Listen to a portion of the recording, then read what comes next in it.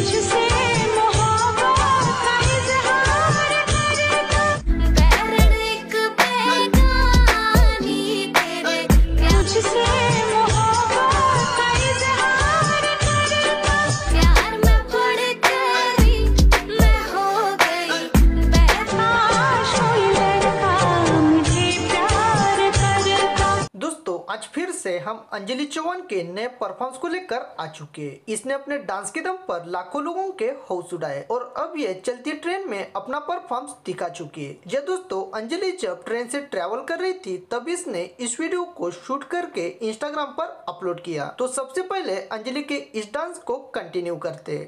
बैरन एक बेगानी तेरे प्यार, काश कोई लड़का मुझे प्यार करे, प्यार में पड़ गई।